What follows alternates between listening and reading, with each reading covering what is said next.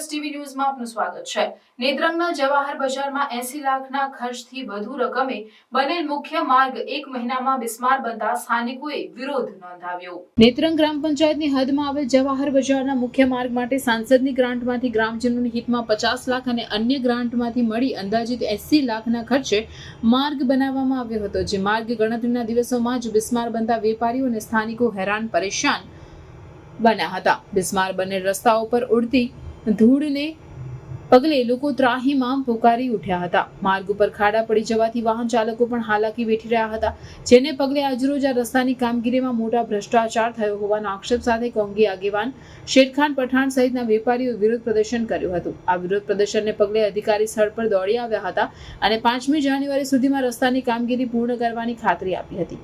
જો કામગીરી પૂર્ણ નહીં કરવામાં આવે તો પ્રદર્શનકારીઓએ 6મી જાન્યુઆરીએ કોન્ટ્રાક્ટરને બ્લેકલિસ્ટ કરવા સાથે નેત્રંગ ગામમાંથી પસાર થતો નેશનલ હાઈવે બંધ કરી આંદોલન કરવાની ચીમકીઓ જારી છે। રિપોર્ટર વિજય વસાવા, નેત્રંગ।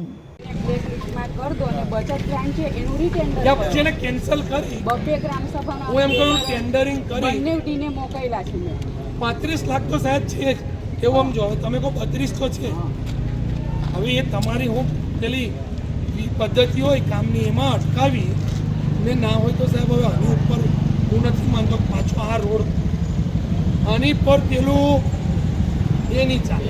આજ રોજ નેત્રંગ ગ્રામ પંચાયતની અંદર માન્ય સંસદ સભ્યશ્રીની ગ્રાન્ટમાંથી ગામના હિતમાં એમણે 50 લાખ રૂપિયા જેટલી રકમ આ રસ્તો બનાવવા માટે જવાહર બજારમાં ગ્રાન્ટ ફાળવેલી।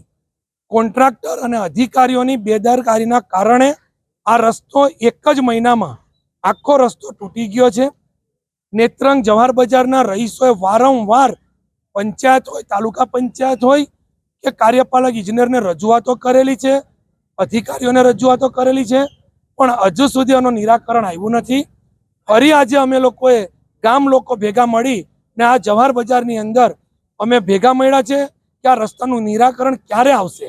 ત્યારે અમને અહીંના એસઓ, તાલુકા વિકાસ અધિકારી, ગ્રામ પંચાયતના સરપંચ, જિલ્લા પંચાયતના સભ્ય અને કાર્યપાલક ઇજનેર સાથે ટેલિફોનિક વાત કરેલી છે। એમણે અમને બાંહેધરી આપેલી છે કે 5 તારીખ સુધીમાં આ રસ્તાનું કામ પૂર્ણ થઈ જશે।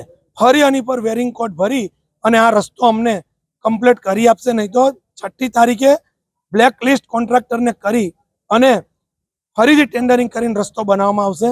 મારી આ મીડિયાના માધ્યમથી તમામ અધિકારીઓને વિનંતી છે કે આટલી બધી આ બજારના લોકો હાલાકી ભોગવી રહ્યા છે, તાત્કાલિક આ 15 દિવસના સમયમાં જો તમે લોકો અમને આ રસ્તાનું નિરાકરણ નહીં કરી આપો તો મજબૂરન અમારે આ નેશનલ હાઈવે અમારે બ્લોક કરવો પડશે અને તમારી કચેરીને વાલિયા ડેપ્યુટી એન્જિનિયરની કચેરી હોય કે ભરૂચ કાર્યપાલક ઇજનેરની કચેરીને તાળાબંધી ન કરવી પડે કે તાલુકા પંચાયતને તાળાબંધી ન કરવી પડે એની પર મજબૂર ના કરતા 15 દિવસમાં આ રસ્તામાંથી ગામના લોકોને રાહત અપાવજો।